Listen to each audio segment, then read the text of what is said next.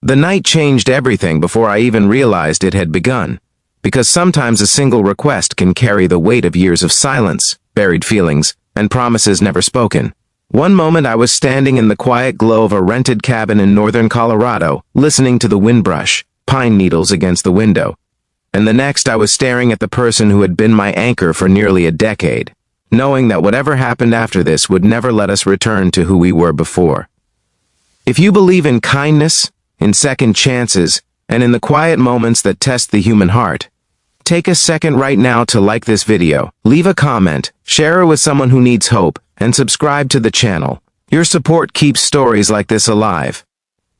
My name is Nathan Caldwell, and for most of my adult life, I believed I understood loyalty. I grew up in a small town outside of Fort Collins, raised by a mother who worked double shifts at a diner, and a father who taught me that keeping your word mattered more than comfort.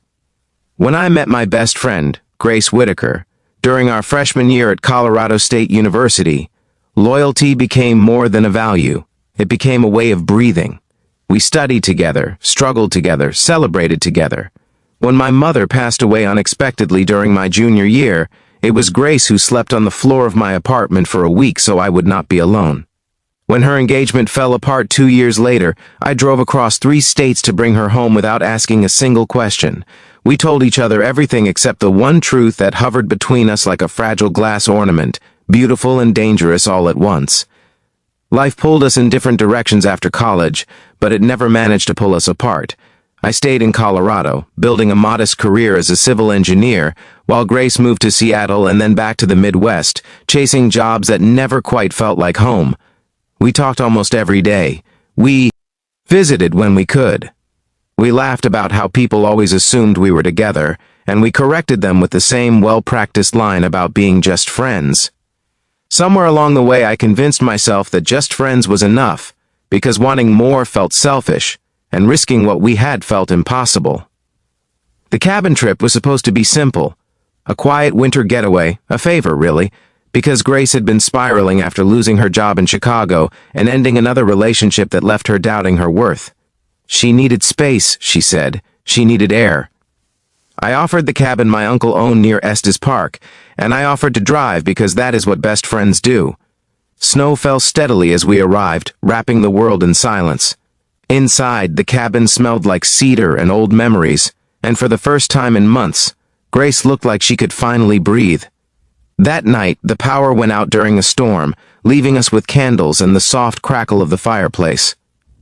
The shadows made the room feel smaller, more intimate, and every laugh carried a tremor I could not ignore. I felt it then, the strain of holding back something that had been pressing against my chest for years. I reminded myself of boundaries, of respect, of the promise I had silently made to never be the reason Grace regretted trusting me. But pain has a way of loosening the knots we tie around our hearts. Grace was tired, emotionally and physically, worn down by disappointment and the constant fear of starting over alone. As the night deepened, the air between us grew heavy with unspoken truths. When she finally looked at me with eyes full of exhaustion and hope tangled together, I realized how fragile we both were. The request she made was not about desire alone. It was about fear, about needing to feel chosen, about asking the one person she trusted most not to leave her alone in the dark. I did not answer right away. Inside me, every warning bell rang at once. I thought about the morning after, about the possibility of losing her forever, about how crossing that line could rewrite our entire story. I thought about my father's voice, steady and firm, reminding me that the right choice is often the hardest one.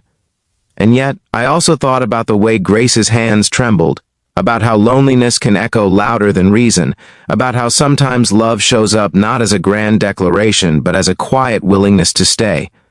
That night tested everything I believed about love and restraint. I chose to stay present, to hold space without taking what was not mine to take. I chose honesty over impulse, compassion over fear.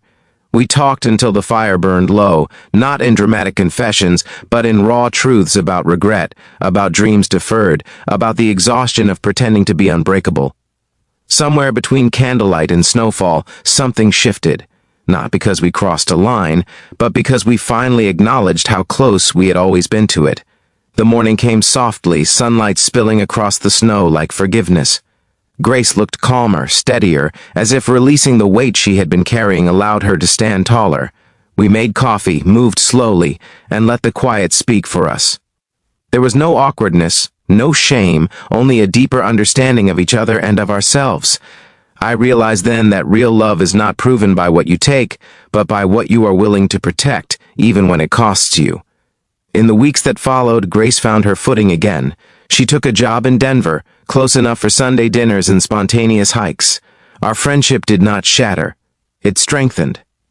The honesty we shared that night became the foundation for something healthier, something rooted in mutual respect rather than unspoken longing.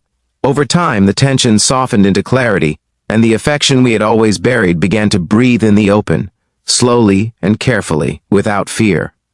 Months later, standing on a ridge overlooking the Rockies as the sun dipped below the horizon, I understood that patience is not the absence of desire but the presence of trust. What we build with care lasts longer than what we grab in desperation. Grace smiled more these days. I did too. We were no longer hiding from what we felt, but we were also no longer rushing toward it blindly. We had learned that timing matters, and so does intention. If this story touched your heart, if it reminded you of someone you love or a choice you once faced, please take a moment to like the video, share it with someone who needs hope, and subscribe to the channel. Your engagement helps these stories reach the people who need them most. And before this story ends, I ask you one special thing. Leave a comment below sharing a moment when you chose patience over impulse or kindness over fear. Your words might be exactly what someone else needs to read today. Sometimes the bravest thing you can do is stay when leaving would be easier, and sometimes the strongest love is the one that waits.